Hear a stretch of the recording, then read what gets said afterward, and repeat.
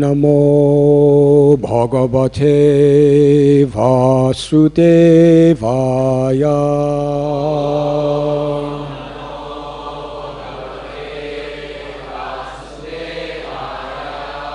Om Namo Bhagavate Vasudevaya.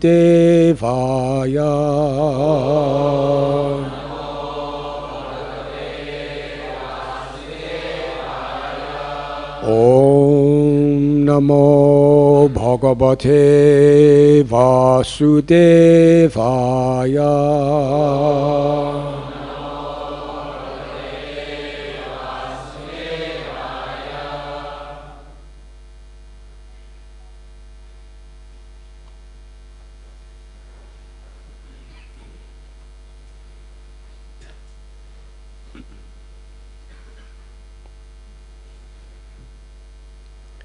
Ayājayan mahā-rājam, yājakā deva-varcasaḥ, rājasūyena vidhi-vat, pracetasam ivāmarāḥ. Ayājayan mahā-rājam, yājakā deva-varcasaḥ,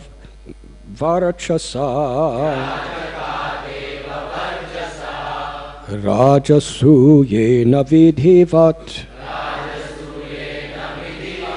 pracetasam ivāmarāḥ. Ayājayan mahā-rājaṁ, yājakā deva-varcasaḥ, rājasūyena vidhi-vat, pracetasam ivāmarāḥ.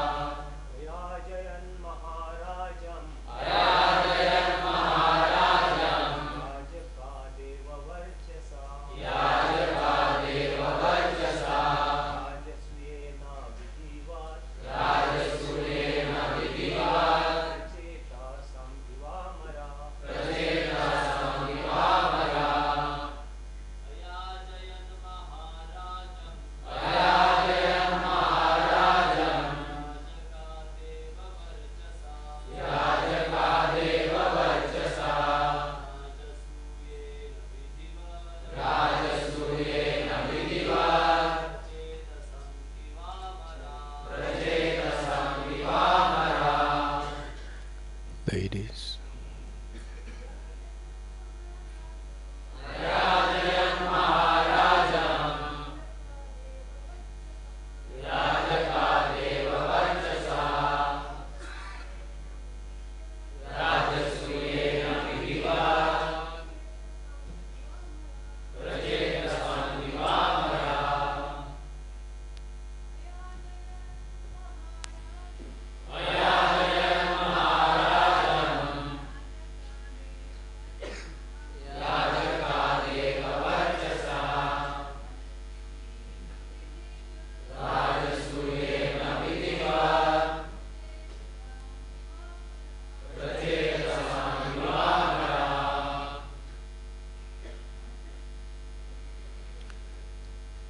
Ayājayan.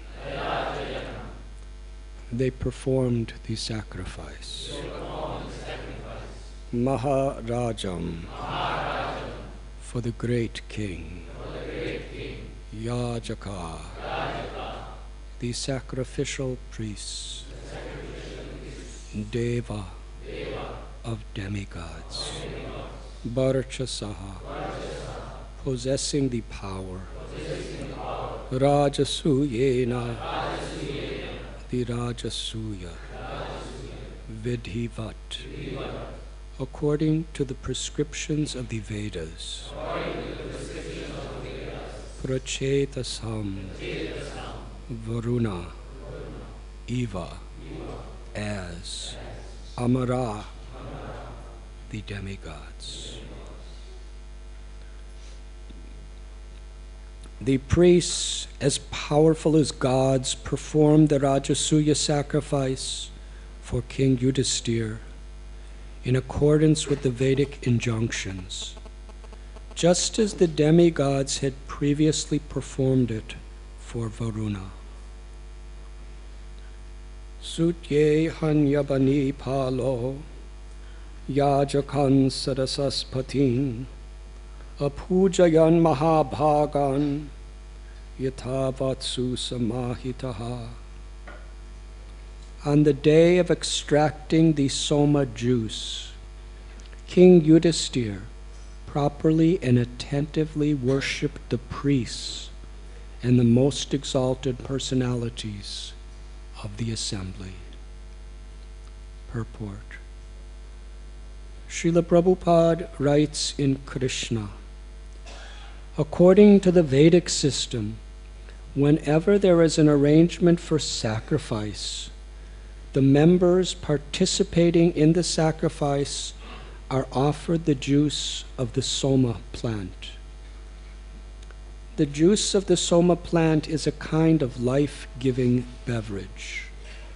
On the day of extracting the soma juice, King Yudhiṣṭhira very respectfully received the special priest who had been engaged to detect any mistake in the formalities of sacrificial procedures. The idea is that the Vedic mantras must be enunciated perfectly and chanted with the proper accent. If the priests who are engaged in this business commit any mistake, the checker or referee priest immediately corrects the procedure, and thus the ritualistic performances are perfectly executed. Unless it is perfectly executed, a sacrifice cannot yield the desired result. In this age of Kali, there is no such learned Brahmin or priest available. Therefore, all such sacrifices are forbidden. The only sacrifice recommended in the Shastras is the chanting of the Hare Krishna mantra.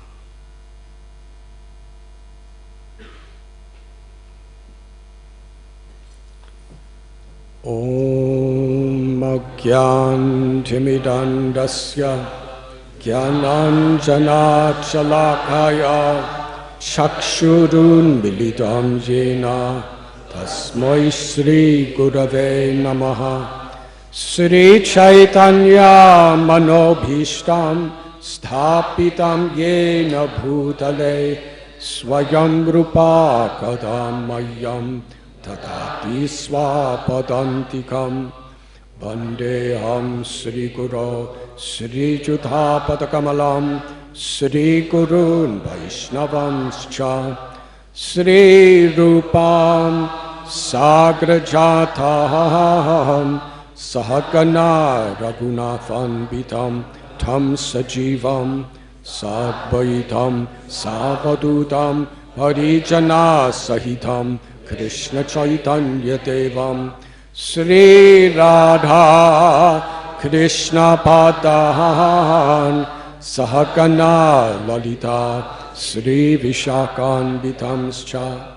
He Krishna Karuna Sindhu Dinabandhu Jagatpate Kopesha Gopika Kanta Radha Kanta Namostate Tapta Kanchana Gaurangi Radhe Vrindavaneshwari Bhanu Sute Devi Pranamami Hari Priye Vansha Kalpatarubhyascha Kripa Sindhubhya Evacha Patitanam Pavanibhyo Vaishnavebhyo Namo Namaha. Sri Krishna Chaitanya Prabhu Nityananda Sri Advaita Gadadhar Shivasati Gaura Bhakta Vrinda.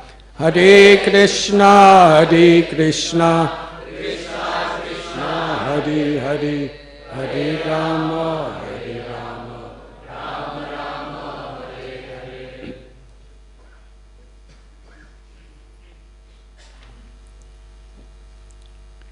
We are reading from Canto 10 of Srimad Bhagavatam, Chapter 74, entitled The Deliverance of Shishupal, text 16 and 17.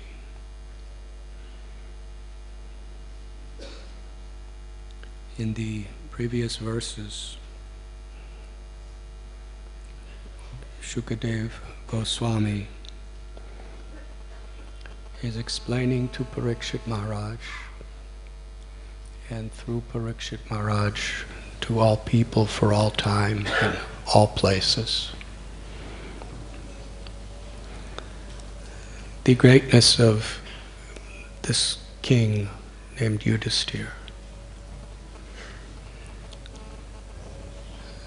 In this world, people are very hungry to achieve power. The more money you have in a materialistic society, the more powerful you become.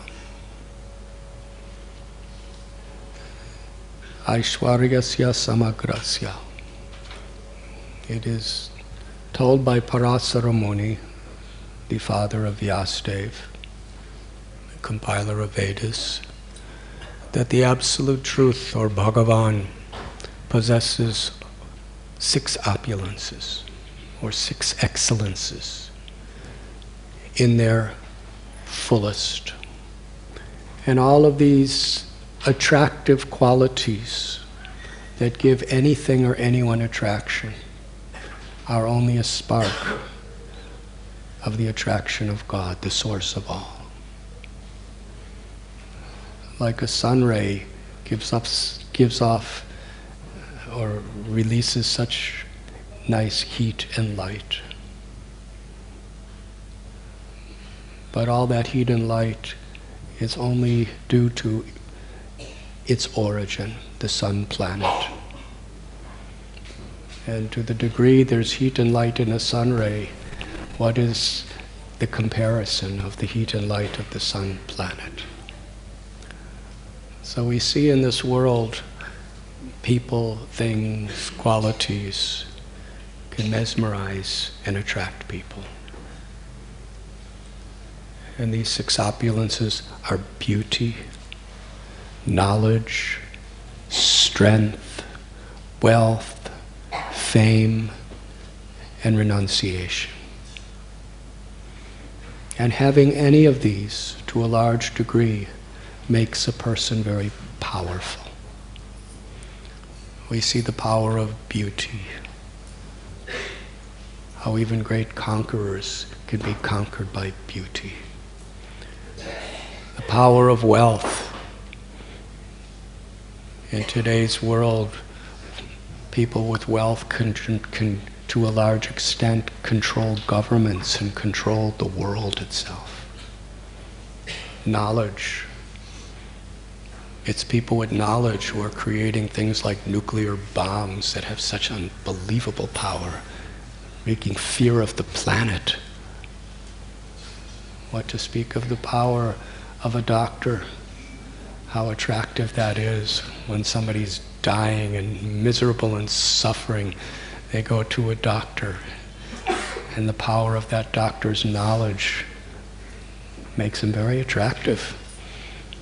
Especially if he actually knows what he's doing, or she knows what she's doing. The power of fame. Famous people need so much security.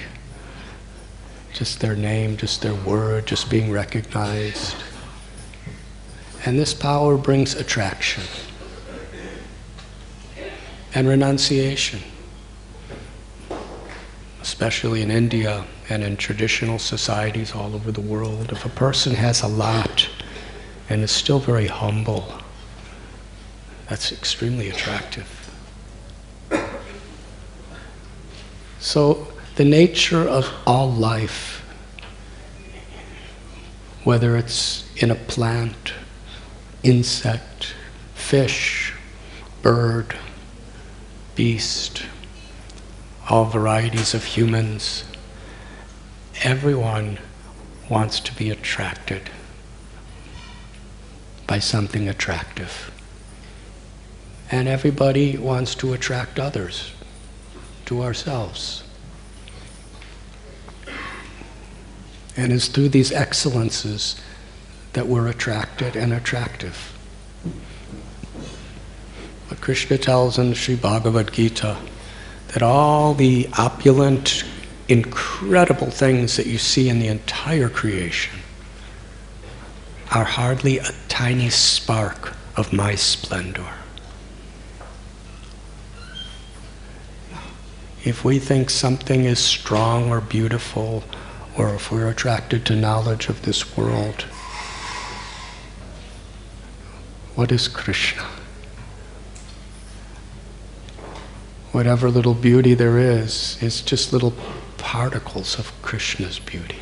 Because the soul is part of Krishna, the soul has such inherent beautiful qualities. Krishna tells in Bhagavad Gita that he's the source of all knowledge. He knows everything past, everything in the present, and all things that are yet to come. And he knows every living being. As the Paramatma, he knows every thought, every action, every word that every living being has ever done, is doing, or will ever do. And he never forgets. Can you imagine anybody with that knowledge?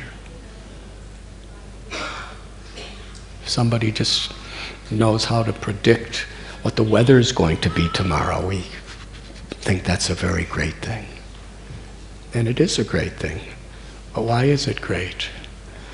Because it's a little particle of Krishna's knowledge that somehow or other we all have to different degrees. So Krishna's all attractive. Yudhiṣṭhira Maharaj, as a human being within this world, he had the greatest power of anybody within this human condition. He was a king. He was like an emperor. He had just done something so historical, where every ruler, every king throughout the planet Earth, they accepted him as their superior. They were willing to follow him. And he didn't do it, through political diplomacy. He didn't do it by putting sanctions on anyone who didn't surrender. He did it because people wanted to. Every king in the world wanted to be under his shelter, because they knew there was no inclination in him to exploit. He truly, genuinely wanted everyone's well-being. He was paradukadukhi. He didn't care anything for his own selfish interests. Another person's happiness was his goal in life. That was his happiness. Another person's suffering was his mission in life, to alleviate it, because it was his suffering. He treated every living being in his kingdom, all castes, all races of humans, and all other species of life. He treated them all as his own children, because he understood that I'm not the king. God is the king. I'm taking this role as his representative to perform his will. And these are all his children, his subjects. What an incredible responsibility that is. Therefore, such kings are willing to literally lay down their lives and die, even for the most insignificant citizen. Because they're not seeing anyone as an insignificant citizen. They're seeing children of God entrusted in their care. The famous story of Maharaj Shibi. He was an emperor. Such power, such fame, such armies. He was undefeatable. But when a little pigeon, and pigeons are not usually considered the most prestigious birds. If it was a peacock or a nightingale, it would be another thing. But it was a pigeon. How many pigeons do we see in any city today? A pigeon flew up to him who was about to be eaten by a hawk. And he said, "Please give me shelter. You are my king." Shibi didn't see a pigeon. He saw the spirit, the soul within that pigeon was Krishna's child.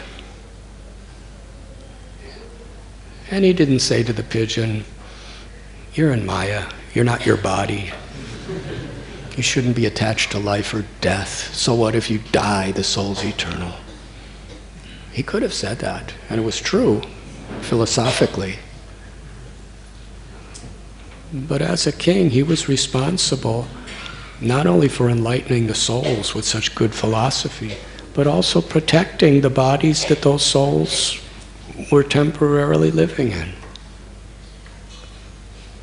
So he said to the hawk, "You cannot eat this pigeon.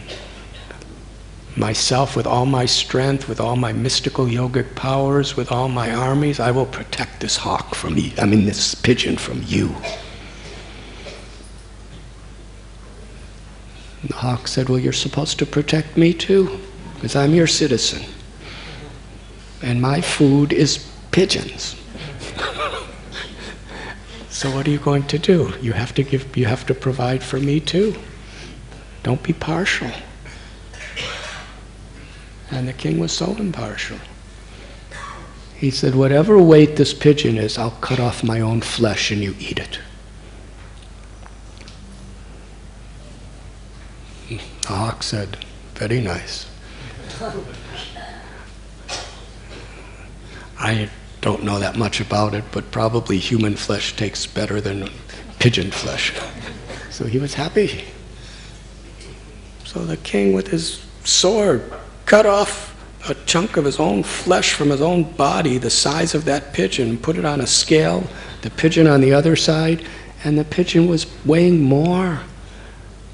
And he cut more and more flesh off, and the pigeon still weighed more. And finally, the king sat on the scale, and it was exactly, his body, complete, was the same weight as the pigeon. And the king, he didn't have any remorse. He didn't have any fear. He didn't feel he was being tricked or cheated. He was just genuinely compassionate.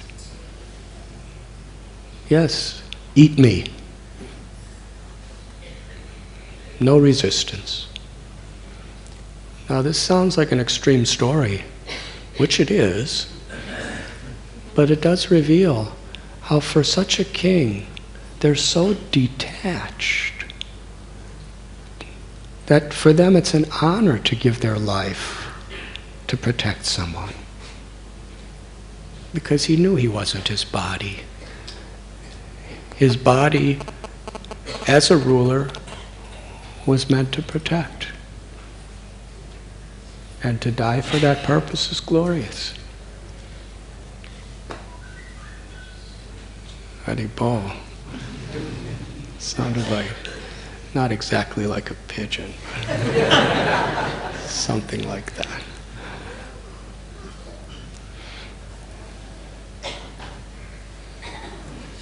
So such great kings as Yudhiṣṭhira Maharaj, Shivi Maharaj, they see a child of Krishna within everyone's heart. And that is where they get such complete, fearless detachment.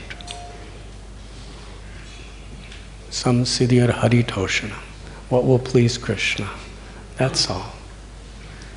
Life or death is only meant for that purpose. What will please Krishna? And they were taking such responsibility.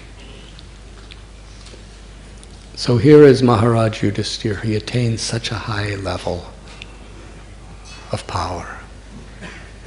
He's actually fit to perform the Rajasuya sacrifice. Most difficult sacrifice. You have to have every ruler on earth humbled before you. And those who were demoniac, exploitative, and cruel, Yudhiṣṭhira Maharaj had to fight them. But for everyone else, it was their greatest joy and honor to be under Maharaj Yudhiṣṭhira. It wasn't a competitive thing. That why should your kingdom be more powerful than mine? That fear is only there really when either you're evil or when you're fearful, that you don't trust somebody. But all the good people in the world, or all the neutral people in the world, they totally trusted Yudhiṣṭhira Maharaj. They knew myself, my family, all my citizens will have the best position if we all accept Yudhiṣṭhira Maharaj.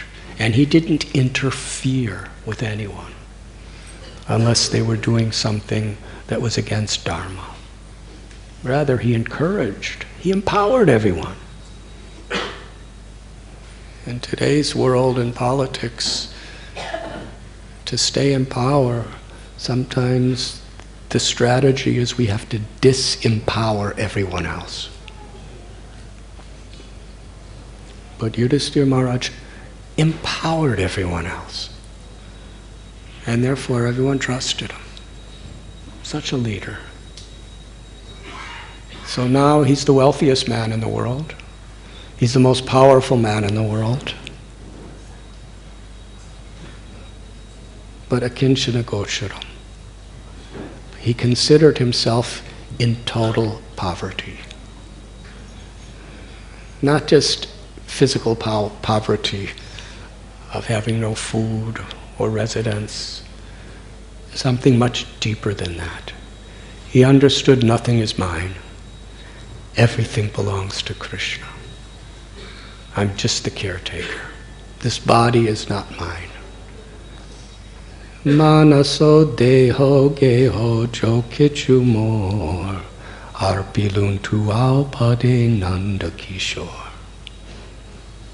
My body, my mind, my words, my family, my home, all my intelligence, all my skills, everything, Krishna, son of Nanda, everything is yours. I surrender to you. What is surrender? Surrender is not some esoteric concept. Surrender means just to be honest. That's all. If you're honest, you're humble and surrendered. The honesty is everything does belong to God. Sarva loka maheshwaram. Ultimately, Krishna creates it. And whatever we can do, Krishna's given us our brains, he's given us our body, he's given us our intelligence, he's given us our skills, he's given us the sunlight and the water and the food and the air to sustain anything we do. So everything is Krishna's. False ego means to think anything's mine. My loved ones, Krishna, through his nature, has created their bodies. Their souls are a part of him, emanating from him. Everything. So to surrender is simply to think, to speak, and to act with that understanding. And suhridam sarva bhutanam. Krishna is the well-wishing, intimate, loving friend of everyone. Not only is he the proprietor of everything that exists, but he's the supreme lover and the supreme object of love. He's the ultimate friend. So surrender means to have complete trust in God. And to be so happy that everything belongs to Krishna. Not to be competitive or envious. I want this to be mine. You're only like that when you don't trust somebody. But when you understand the beauty and the sweetness of the love of Krishna, then it's the most liberating situation, that everything belongs to Krishna. And it's only in that state that we're actually not afraid of death. Because what is death? Death is when everything is taken away from us. And the fear of death is to the degree we think anything is mine. This is my body. I am this body. And we know that death could come not only any minute, but it will come any minute, 100%. Sure as death, Prabhupada would say. When you want to say something is absolutely certain, you say sure as death.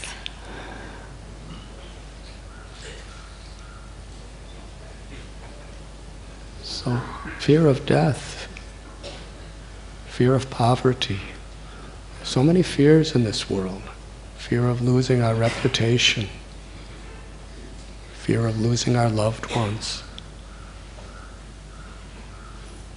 But abhai charanaravindarē, we become fearless when we have complete faith in Krishna, that he's truly not only my best friend, but he's everyone's best friend.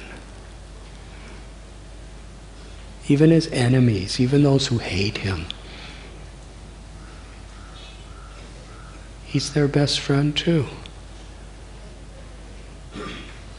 His love and his friendship has no partiality.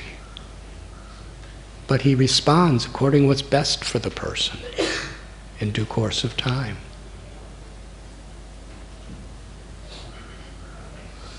So when we understand everything is the Lord's and the Lord is my friend, there's nothing to fear. So this is Yudhiṣṭhira Maharaj. This is what a Mahatma is. One who has this broad perspective. So now he is in a position to perform the Rājasūya yajna, which practically no one could ever do. It's described here that the demigods performed this yajna for Varuṇa. That was the last time it was done. That's quite impressive. And Yudhiṣṭhira's a man in this little earth planet. But why is he doing the Rājasūya yajna? For the well-being of everyone. Because his whole purpose of doing it was to give everyone an understanding of Krishna.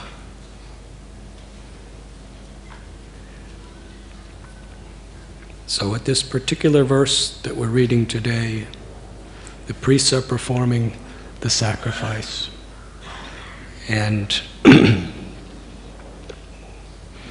on this particular day of the extracting of the soma juice, Yudhiṣṭhira Maharaj is honoring and worshiping the priests who are performing the ceremony.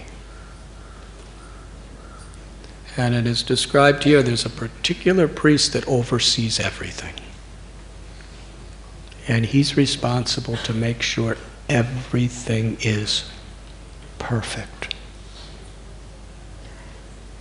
They're chanting mantras, they're doing rituals and pujas for several days, throughout the day. If a single ritual is offered incorrectly, even slightly, if a single mantra or hymn even for a moment, is not the correct pronunciation or the correct rhythm, then the entire sacrifice is spoiled. And it creates bad luck instead of good luck.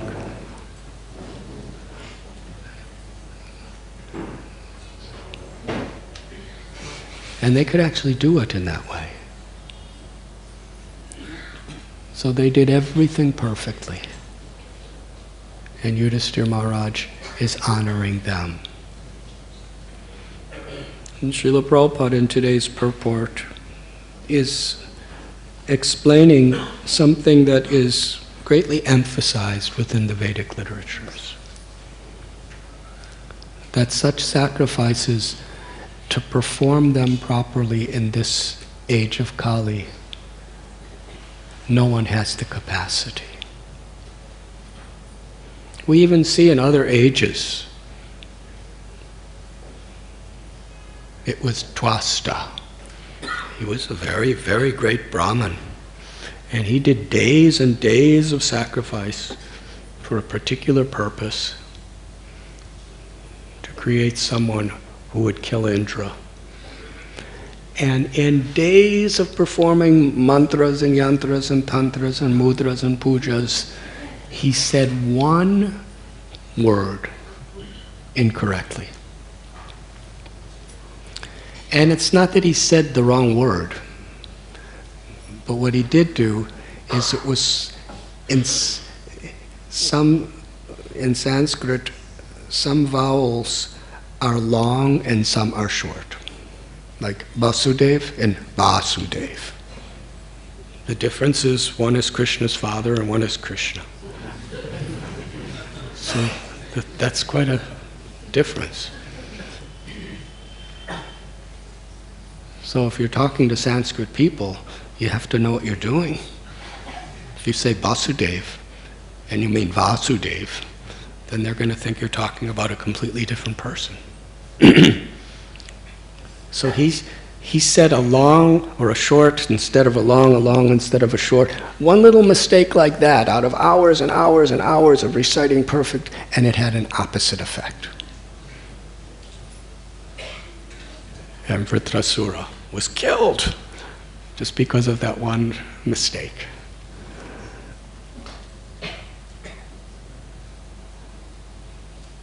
So we perform yagyas and all of these things in the age of Kali, but we understand and we know that they can't really bring the desired result that we truly want.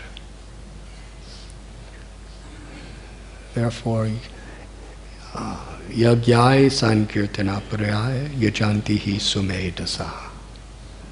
In this age of Kali, the only sacrifice that is recommended in the Vedic literatures for that highest perfection of life is Sankirtan, the chanting of God's names.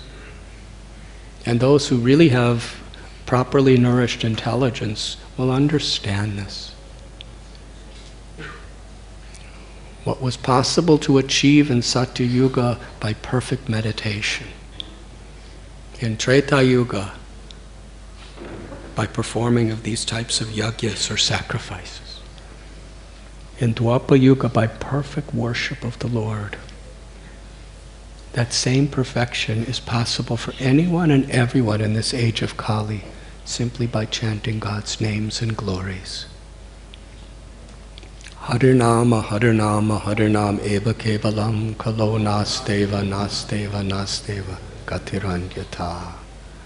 In this age of Kali, there's no other way of that ultimate perfection but the chanting of God's names.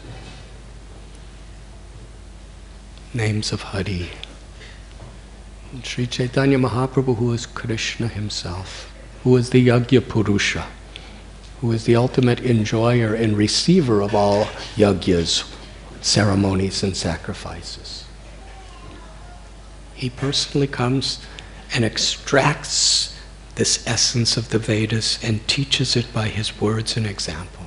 And in the 8 verses that he wrote in his life, the second is nam akari bahuda nija sarva shaktis tatrapita niyamita smaranena kala etadrasita vakripa bhagavan mamapi durdaivam idrisami hajaninanura. That, my Lord, you are easily approached in your holy names. In fact, you have invested all of your powers in your name, your beauty, your sweetness, your love, your mercy, your strength, your protection. You have completely manifested yourself in full in your names. And you have so many names. And in each of these true names of you that you have revealed in different places throughout history, you are present. And then he ends the verse by expressing his own approach to chanting. He says, I am so unfortunate that I have no attraction for chanting these names. And we see Lord Chaitanya when he's chanting, what kind of ecstatic symptoms the world has never seen. His eyes, when he chants God's names, his beautiful lotus-like eyes, they weep torrents and torrents of tears, like the rivers, Ganges and Jamuna, pouring from his eyes. Sometimes his joints in his body become completely dislocated. His body trembles as he's chanting the holy name. Sometimes his body becomes as light as cotton, or as heavy as the entire universe. His hair stand on end. There are pages and pages and pages within the Holy Scriptures, Sri Chaitanya Charitamrita, Sri Chaitanya Mangal, Sri Chaitanya Bhagavat, Bhakti Ratnakar, and so many other scriptures describing the ecstasies of Lord Chaitanya. He would fall in complete unconsciousness and there would be no symptom of life in his body for hours and hours and hours at a time. He would be in such an internal state of samadhi, and it was simply induced by him saying, Krishna. And yet Lord Chaitanya is saying, but I am so unfortunate, I have no attraction for your names. That's because he understands the power of the names. When we understand Krishna's love and Krishna's beauty and Krishna's sweetness and all of that in his names, then we can never have sufficient attraction. For us, if you offer a little candle to the sun planet,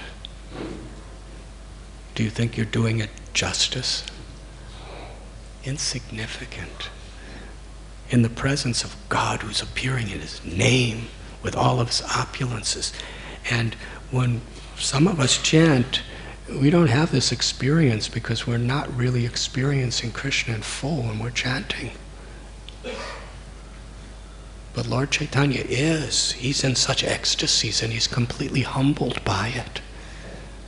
In the presence of the ultimate, infinite, ever-expanding greatness of Krishna that's within the name of Krishna, I have no attraction.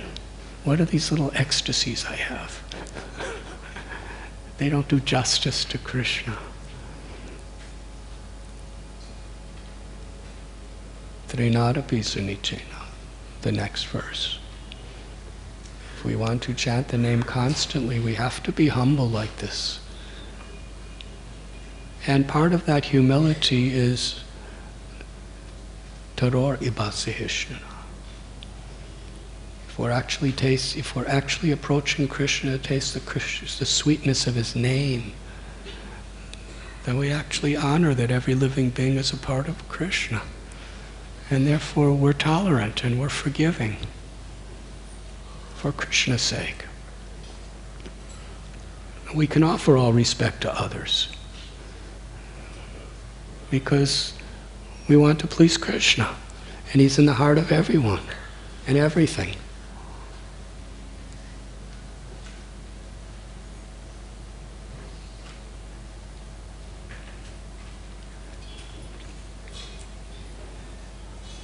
And through this chanting of the holy names, the highest perfection can be achieved by anyone.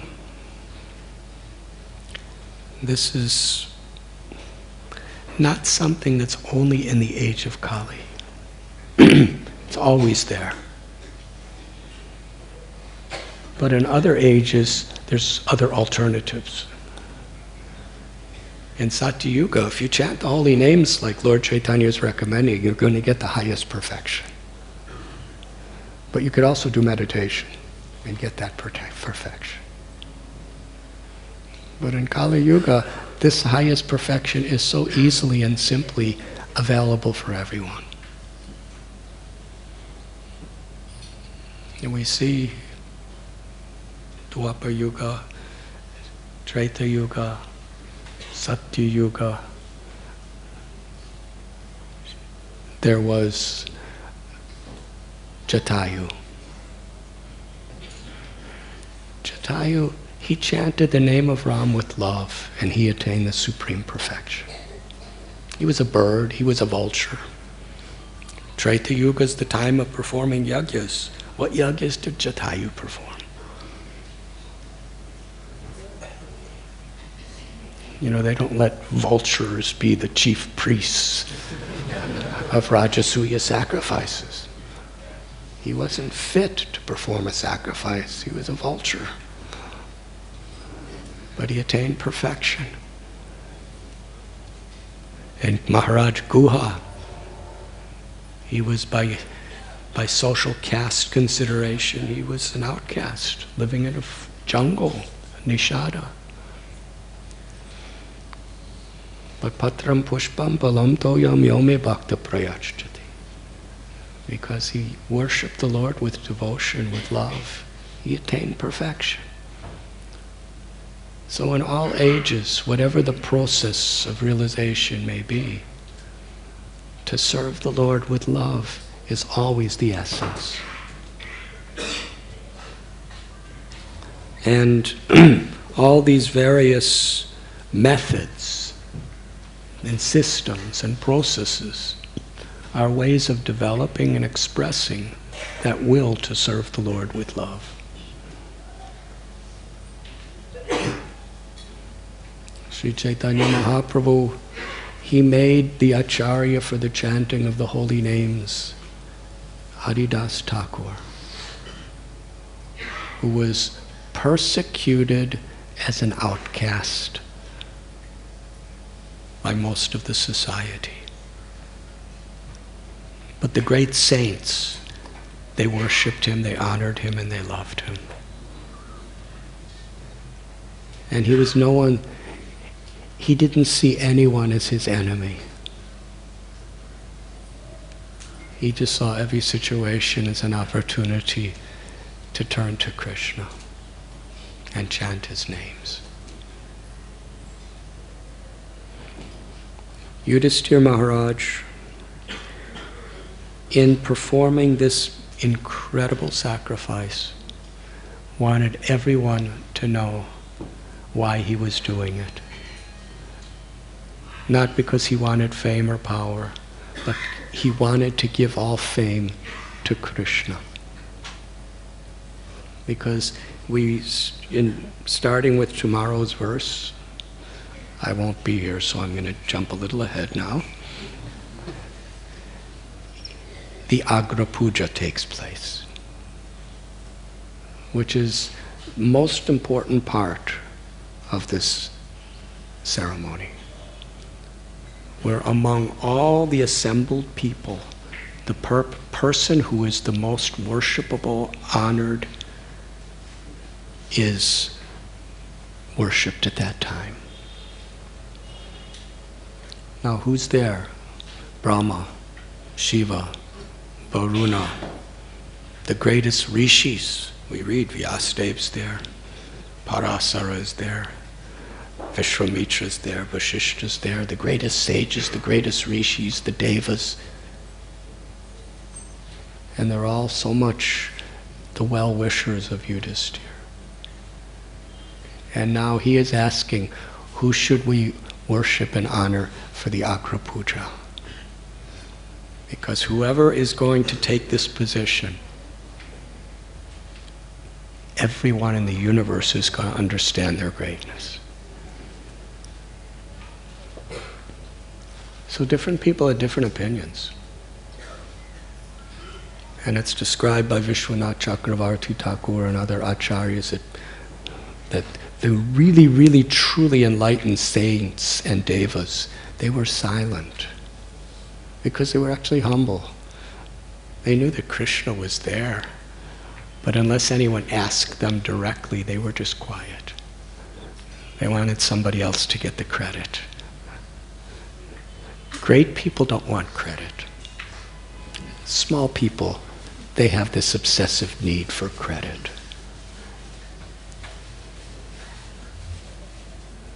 Whoever were to stand up and say, Krishna is the one, it's going to be in the Srimad Bhagavatam forever.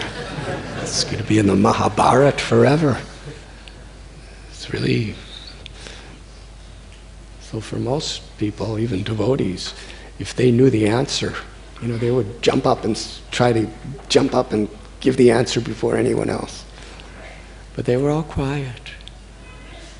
They didn't want credit, because they were actually great sages and rishis. If they ask me personally, then I will speak. Let somebody else speak. So Sahadev, the youngest of the Pandavas, along with Nakula, he was asked, and he spoke, and he glorified Krishna, and almost everyone was really happy. All the great sages, all the great rishis, all the great devas. It was the happiest moment of their life. Millions of times more happy than if they said Vishwamitra. Vishwamitra's happy that they said Krishna. That's love.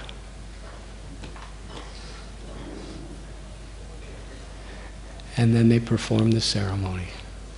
Sahadev glorifies Krishna with so much love and so much devotion and so much incredible knowledge and wisdom and realization.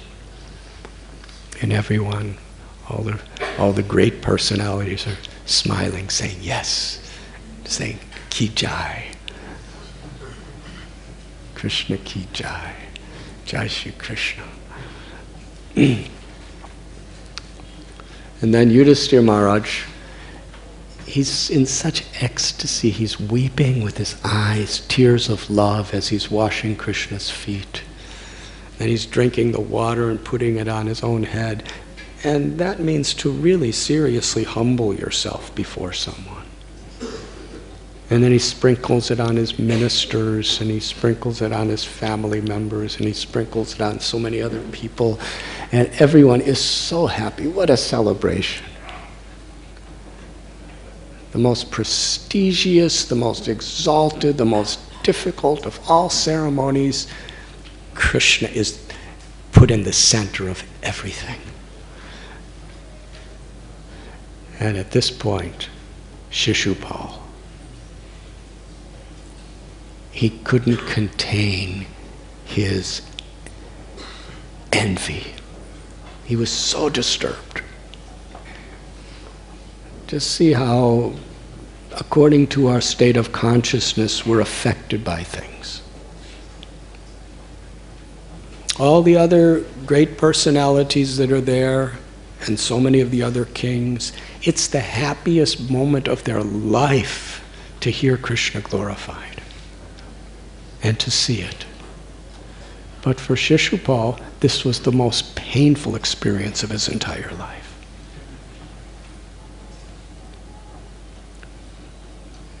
In Bhagavad Gita, Krishna tells, Ye yatamam prapadyante tam stataiva bhajamya. that as we approach the Lord, as we surrender to the Lord reveals himself accordingly. So by hearing Krishna glorified by Sahadev, and by hearing everyone in the assembly, the devas and the rishis and the kings saying Ki Jai, Jai Shri Krishna, by hearing them all say like this, they were all speaking with love.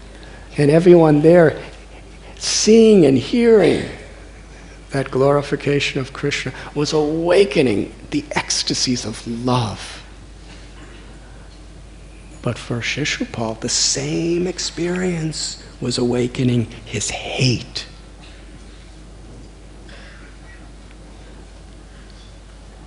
His hate went totally out of control. And according to this chapter of Srimad Bhagavatam, he began to blaspheme Krishna. And he was calling everyone in the assembly the greatest fools for believing this, that Krishna should be honored. And Shishupal was very intelligent. By an intellectual perspective, he wasn't stupid. He was extremely brilliant. And it's described why he didn't speak up before the ceremony where Krishna was honored. It's very incredible analysis.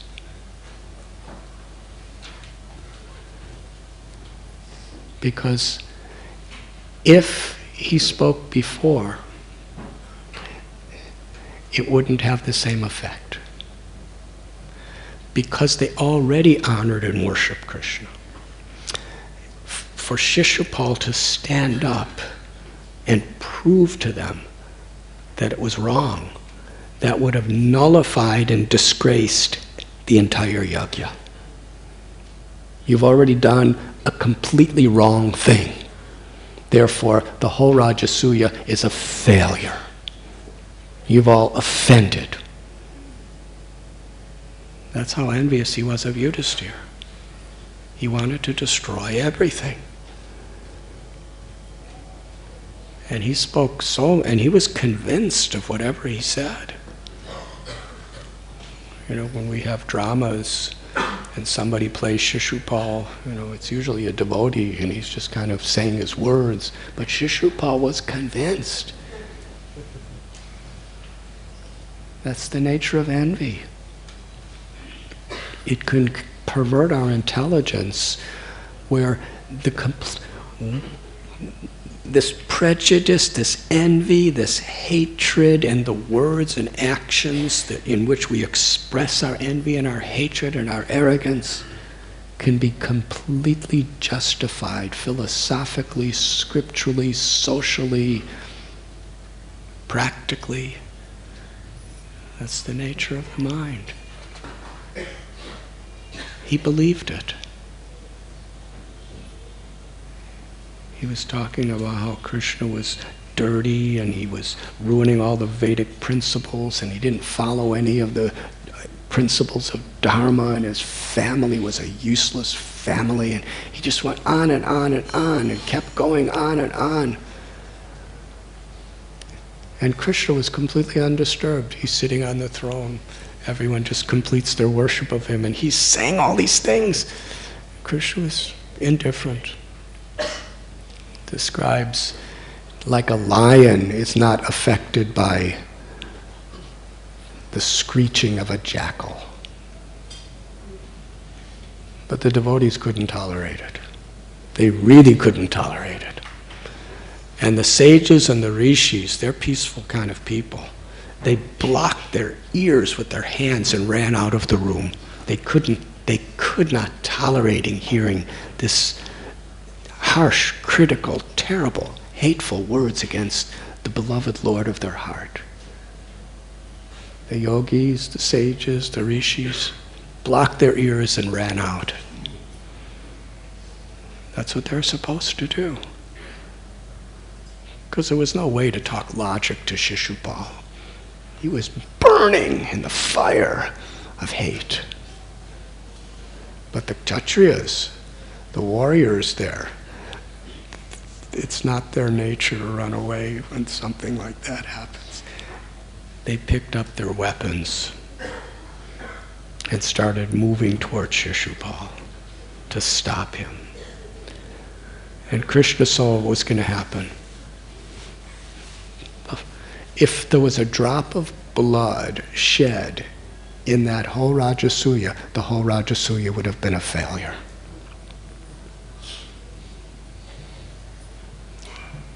So Krishna told Bhima and all the others there, the Pandavas and the Matsyas and so many of the other dynastic kings, he just told them, just be patient.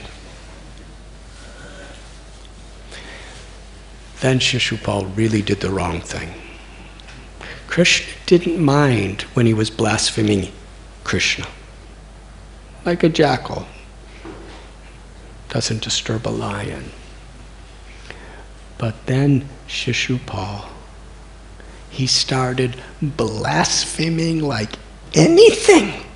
The most horrible, cruel, hateful words against those who were Krishna's devotees, who were supporting Krishna. And that's something Krishna cannot tolerate. Injustice against him, he'll forgive. But injustices against his devotees. So things were building up. And now Shishupal is saying cruel, hateful words, lying propaganda against the supporters of Krishna, those who love Krishna. And then Shishupal raises his sword and his shield to attack the devotees. And while he was in his attack mode, it was going to be a bloody fight. And that blood would have destroyed Yudhiṣṭhira's, what he gave his life to achieve in this Rajasuya Yajna. So at that point, to protect the devotees and to protect Yudhiṣṭhira Maharaj, and in protecting Yudhiṣṭhira Maharaj, he's protecting the Dharma for the whole world. Because Yudhiṣṭhira Maharaj was protecting that Dharma. He was a compassionate person to everyone. So Krishna, as Shishupal was running to fight and kill the devotees, and he was a powerful personality, Krishna instantly, with his Sudarshan chakra, he cut off the head of Shishupal with his chakra. And he did it in such a way, not a single drop of blood fell. His Sudarshan chakra was going so fast, it seems like it just evaporated all the blood. And Shishupal's head just falls to the ground, no blood. It was completely pure and clean the way he did it. It's the original amputation surgical procedure. And everyone was really happy. Except Duryodhana. Duryodhana was burning with grief and envy and hate because he understood how superior Yudhiṣṭhira and the Pandavas were to him, and he couldn't tolerate anyone being superior to him. He wanted to destroy them. And after Krishna did like this, and all the devotees were relieved, then something incredible happened.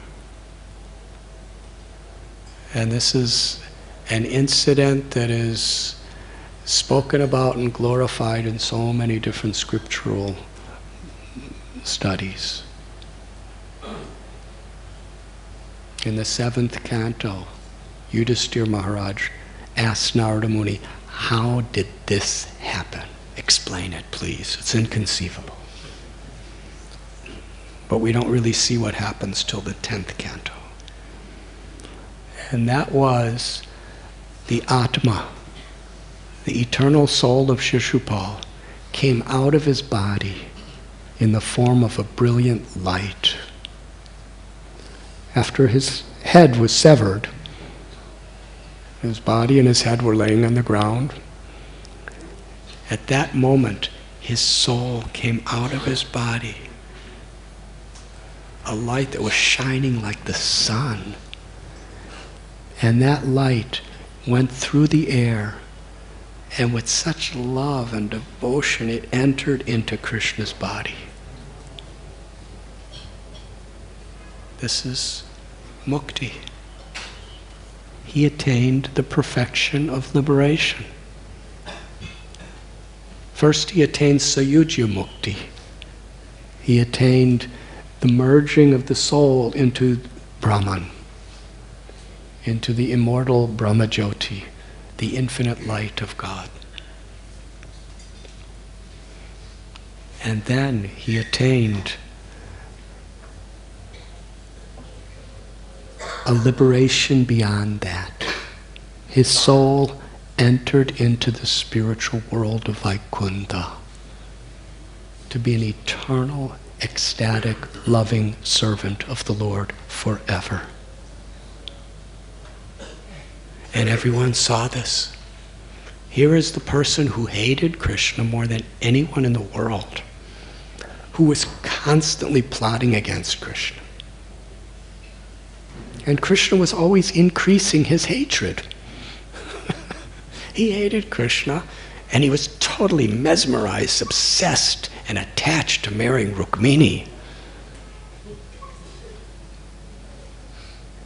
And on the marriage date, the marriage ceremony, when all the kings, Jarasandha, Salva, everyone's there, all of his, he invited all the people he respected the most and all the people who respected him the most. They were all there for this incredible marriage ceremony he's going to show everybody how great he is. He's going to marry the most qualified person in the universe, Rukmini. His complete prestige was on the line in this marriage.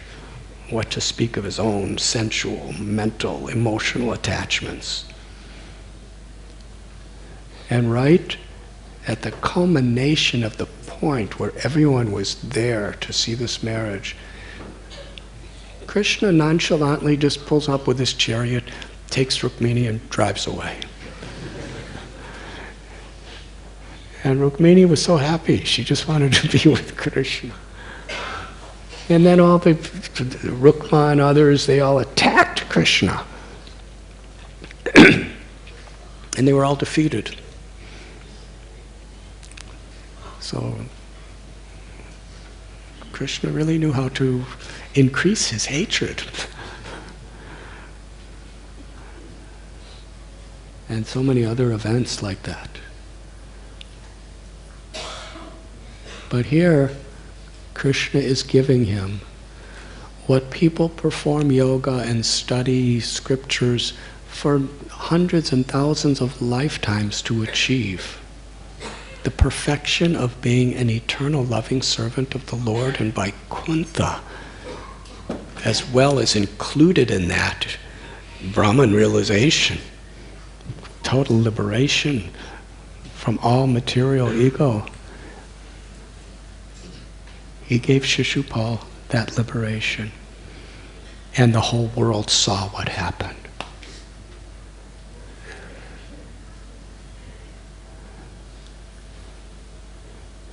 And in this chapter, Sukadeva Goswami reminds us, he reminds Parikshit Maharaj, that Jaya and Vijay, they were loving servants of Krishna, and they made a mistake.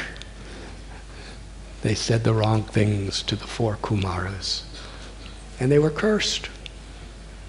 3 lifetimes of demons within the world. Hiranyakashipu and Hiranyaksha,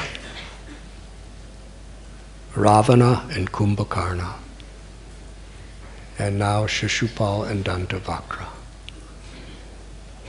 And they performed their service of being demons for 3 births, and now he's bringing them back to the spiritual world. But more than that, Narada Muni explains in the 7th canto, Shishupal was constantly absorbed in remembering Krishna. And even though it was with hate and envy, because Krishna is all pure, any way you remember him, you become purified. In fact, Narada Muni said, I wish I could be so absorbed in Krishna like Shishupal was.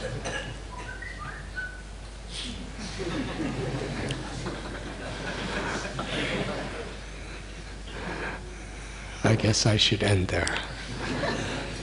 Is there any questions? Yes. Maharaj said that Yudhiṣṭhira Maharaj was having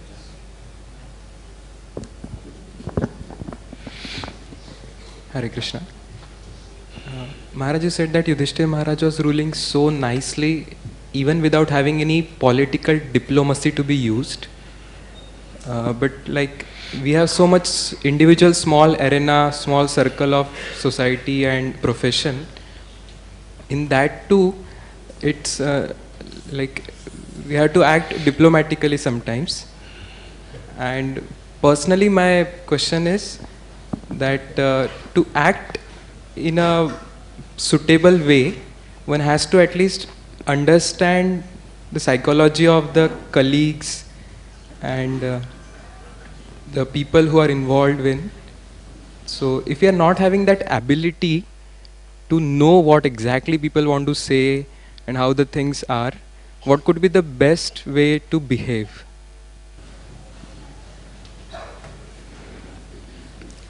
Kala, Desha, and Patra, according to the time and the place and the circumstances, we adjust. But our purpose has to be pure if we want to truly represent Dharma and please Krishna. Diplomacy is not bad. Diplomacy could be very good. It just depends on what our motive and purpose is. Because Yudhiṣṭhira Maharaj, he exercised so much diplomacy.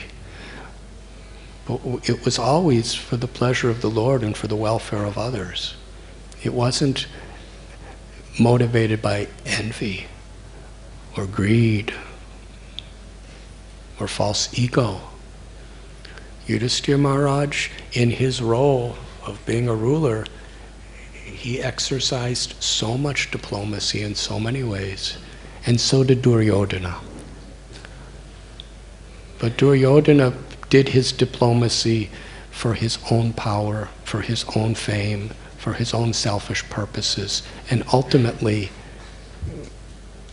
his diplomacy was there to cause harm to anyone who interfered with his sense gratification. And Yudhiṣṭhira Maharaj's diplomacy was to create the best possible situation for Dharma to prevail in the world, for the pleasure of Krishna. So diplomacy is required. But what is our motive? What is our purpose? And what will the result be?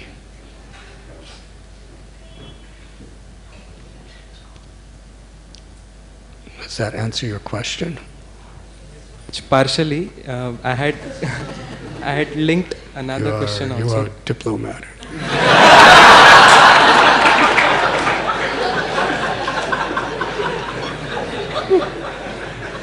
Yes? Trying to be simple, but I don't know. Huh? I try to be simple, but there are naturally some tendencies maybe there, because just yesterday I was reading when you were writing that hypocrisy is a very fabric which destroys the saintliness. So, but I personally face this problem many times, that I really don't understand the intentions of people around. even if I want to act in good intention, I don't understand whether their intentions are good or envious or what they are, and that cultivates insecurity within me to how to act and how the things are. Whatever other people's motives may be, we should act with integrity, with a character that will please Krishna. We can have the intelligence not to be cheated by people. We can have the intelligence not to be exploited by people. But we should do it with integrity. Arjuna fought the battle of Kurukshetra with perfect integrity and character and devotion, so that others would not be usurped, so that the dharma and the goodness of the world would not be usurped by an evil man.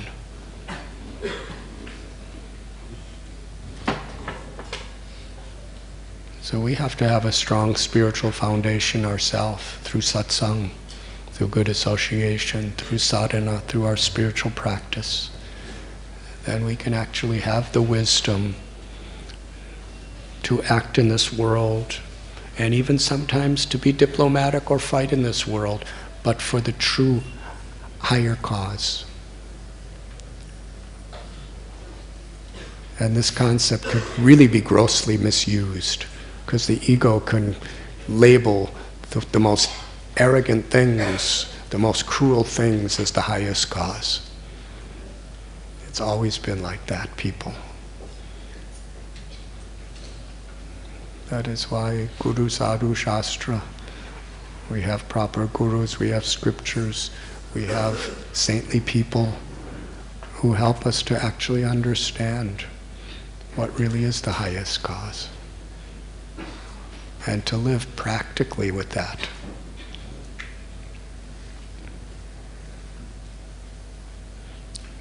Srila Prabhupada said, even if the most dharmic businessman says, for you I make no profit, you know he's going to make some profit. So that's, otherwise you can't survive. If you tell your customers, actually I'm making a really good profit from you, so they'll buy from someone else.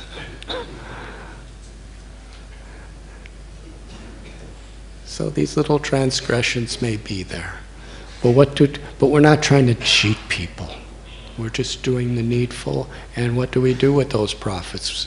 We're not cheating people, we're doing it morally. We can't all be Kolavecha Sridhars. And we live with integrity and character, and we use what we have for compassionate purposes in Krishna's service. And similarly, diplomacy. Raghunath Das Goswami, he was an expert diplomat, but yet he was the crest jewel of renunciation and detachment. And there are beautiful stories, because he used everything for the well-being of everyone. Is there one more question? Yes, Radharani Devi.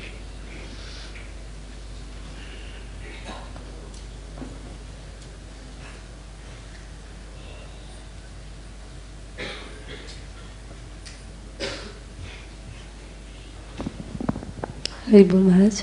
Maharaj, we see that Jaya and Vijay, they actually offended the 4 Kumaras when they were doing their service of guarding the gates of Vaikuntha.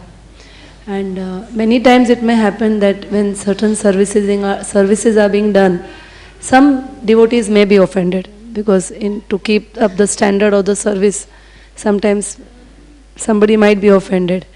And in your last class, last week you mentioned that while doing devotional service, if we have difference of opinion, then sometimes even that difference of opinion may be devotional service. So, but if you are in that situation, sometimes it becomes very difficult, because you get scared. If you express your opinion, you might end up offending someone. If you don't express your opinion, maybe something which is not right may be done. So in that situation, what should one do? Take a neutral stand, or be willing to express the opinion and take the risk of taking whatever reaction comes or whatever bad karma comes from that?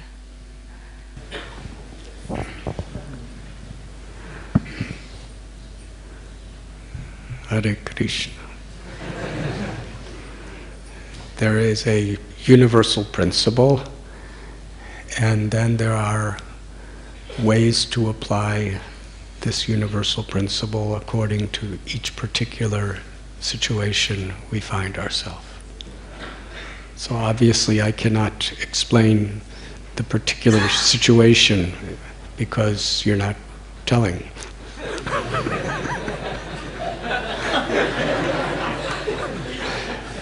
And please don't tell either.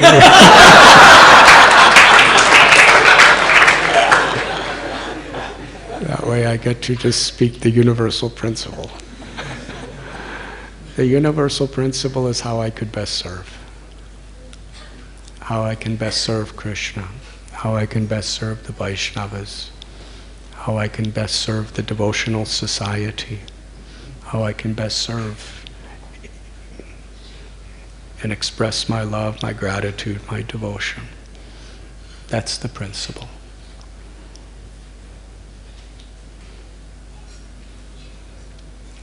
And obviously the way we can best serve is when we are truly trying on behalf of Krishna to be a well-wisher.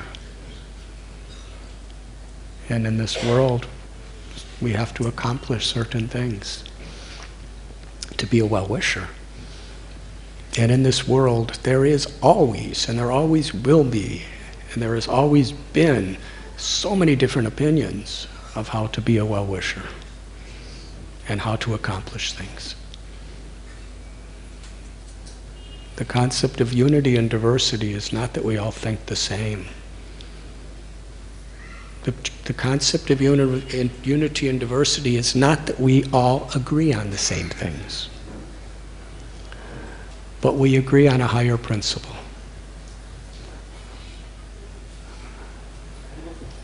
And that's where we really have to find our unity. So when there is disagreements like this, how could I best serve in this situation?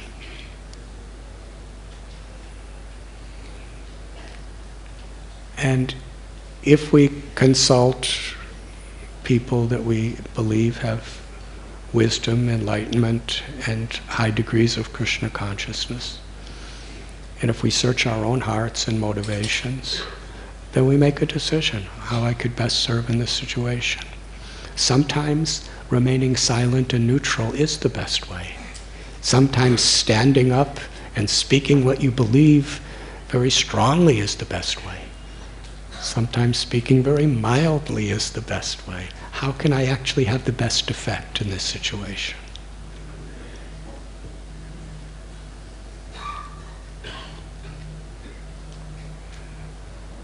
And the more we develop wisdom in our own hearts through realization, the more we can be effective.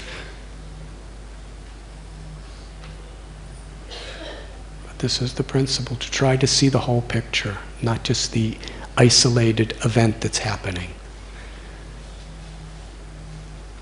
Wisdom is to see every isolated little event in context of the larger picture.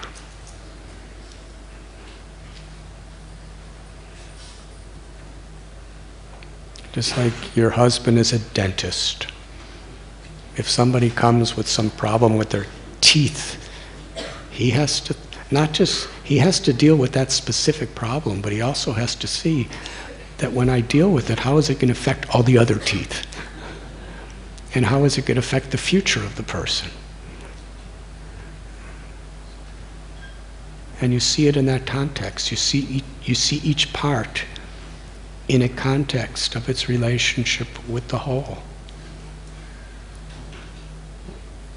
So even if we're right, if the way we present ourselves is going to create so much antagonism and dissolution and everything else, then you may be right in a little way, but you're wrong in a bigger way. Yes? So we have to actually use our good intelligence, our God-given intelligence. What is it actually that we're trying to accomplish? And what will best accomplish that?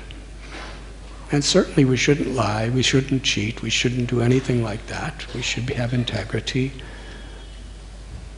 But we act and we speak in a way that's actually conducive to bring harmony and not dissolution.